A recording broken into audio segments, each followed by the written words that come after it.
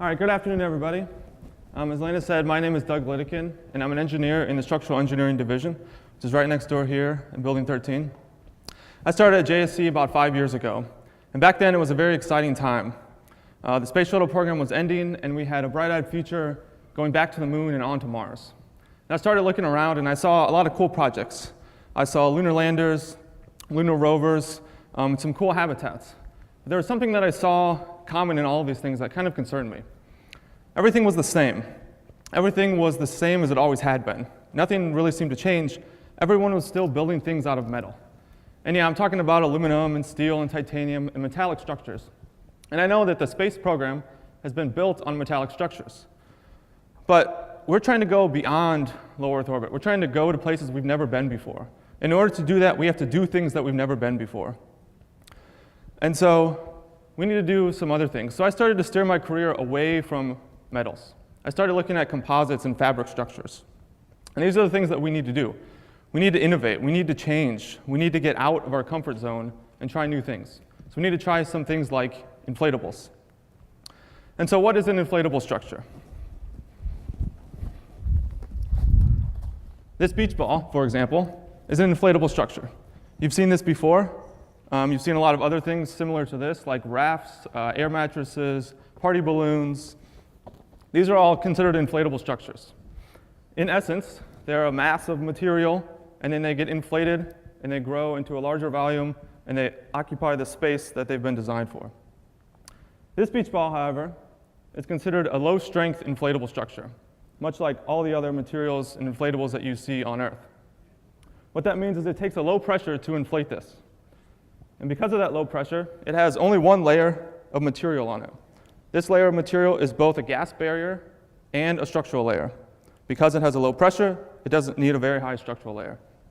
But we all know from experience that these things are very fragile.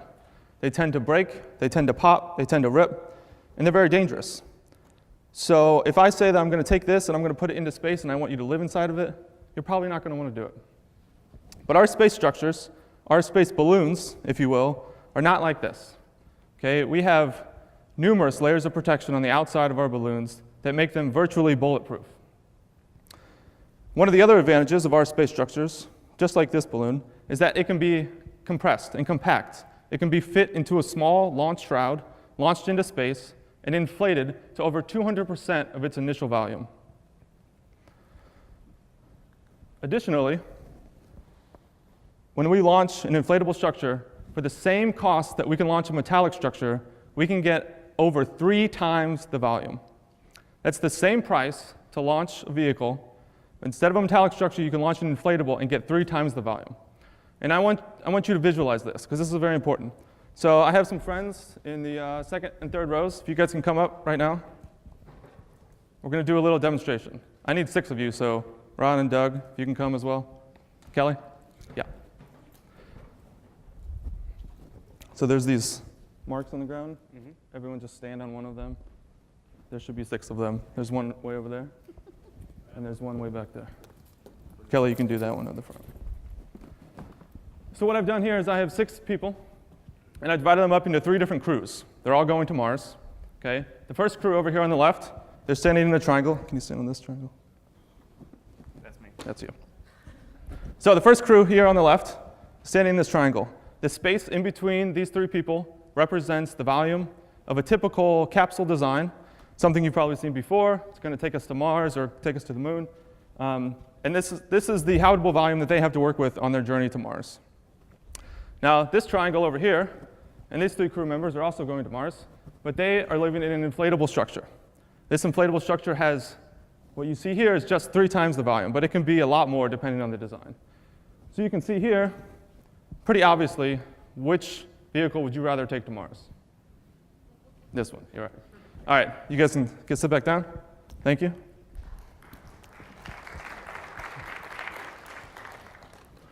So you're probably wondering, like, what's the catch? Why haven't we done this before? This looks awesome, it's amazing. Let's throw a bunch of money at it and let's build an inflatable structure. But one of the big problems with inflatables is that a lot of people are afraid of them. As I mentioned before, you put a balloon in space, it sounds scary. I talk to a lot of kids about this, and I tell them that we're going to put balloons in space. And they get a lot of concerned faces because of the same reasons. They know that balloons pop. I know that. You know that.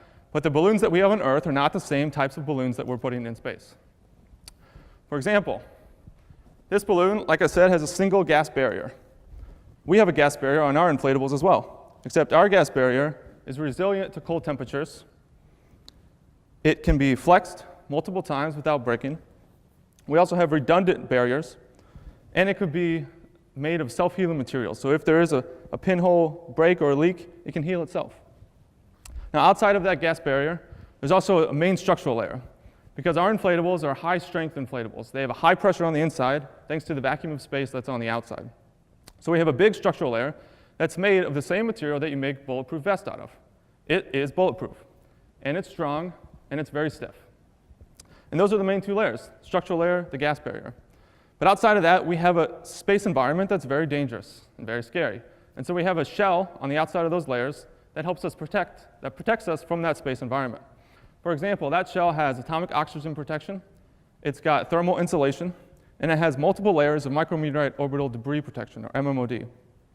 MMOD is probably the biggest, or the scariest thing with inflatables. But the MMOD shield that we've created for our inflatable has outperformed the ISS MMOD shields in hypervelocity impact testing. So our inflatable balloon is actually better prepared for MMOD impacts than the current ISS metallic shields. So one of the other beauties of this structure and of inflatable structures is that they can be formed into a variety of different shapes. They can be used as a long-term transit vehicle to Mars. They can be used as a surface habitat on the moon or on Mars. This isn't the first time that we've thought about this. NASA first investigated inflatable structures back in 1961, 8 years before we went to the moon. In fact, the first ever EVA was performed by the Russians, and it used an inflatable airlock. This picture is from 1989. It was a design concept for an inflatable lunar habitat. And most recently, back in the late 90s, was a big project here at JSC called TransHab. Most of you have probably heard of it. TransHab was essentially the birth of today's design for inflatable structures. They invented a lot of new technology, mainly because they finally had the materials required to build these high-strength inflatables. One TransHab module was designed to fit in the payload bay of the space shuttle. It was intended to be berthed to the International Space Station, and it will provide 1,500 square feet of livable space in one module. That's about half the livable space of the entire space station. Now, after TransHab, the technology was taken and used by NASA to advance. It was also used by Bigelow Aerospace to work on inflatable structures. And this year, 2015, we will put the first inflatable module on the ISS. This new module, known as BEAM, will be a significant demonstration and advocacy towards the future use of inflatable structures. It will be the beginning of a new generation of space structures. So besides those uses, there are also a number of other potential applications for inflatables. I hope you've got your mind thinking a little bit. We can have this very large, very strong structure, and it can be compressed. You could fit something in a suitcase and then open it up and have a large volume. There's a lot of potential applications.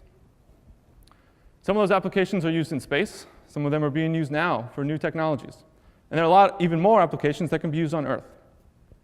Some of the space applications you may have heard of is like a deployable solar sail, a deployable antenna, a hypersonic decelerator that's also deployable. And I know you've heard of spacesuits. Spacesuit is a life-saving example of an inflatable structure. It's a fabric structure that takes its shape when it's pressurized. It's the definition of an inflatable. There's also a lot of applications on Earth for inflatables. So inflatables could be used, for example, as a fuel collection device or storage device to prevent or to clean up an oil spill offshore. They could be used as an emergency hyperbaric chamber.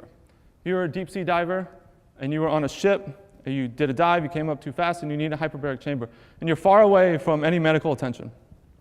The ship doesn't have a hyperbaric chamber, but we have an inflatable one.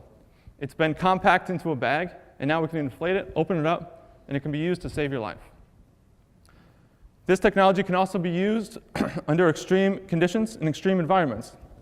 It could be used as a safety shelter in Antarctica. It could potentially be used as a shelter for firemen who are caught in a wildfire. It could also be used as a quick deployed shelter during a natural disaster. In fact, during Hurricane Sandy a few years ago, most of the New York City subway tunnels became flooded with water. This was a big problem for the city. And since then, the inflatable technology, the same type of structural layer, gas barrier that we use, that we've designed, has been used and commercialized to build what's called a tunnel plug for the New York City subway system. These devices, like I said, is a big mass of fabric. It's packed up into a nice, pretty package, and then when needed, it can be deployed, fill up, and plug a subway tunnel. This is an excellent commercialization use of inflatable technology. And these are just a few things that I know about. I'm hoping that you guys can think about some more and think about some future potential applications that we can use for inflatables. They truly can be a life-saving technology. So, as I close today, this was a very brief overview, but I hope it got you thinking. And I want to reiterate the point that this is very important. You know, we want to explore. I want my kids to see Mars one day. And we can't get to Mars with metallic structures. We need to get out of our comfort zone. We need inflatables. Thank you.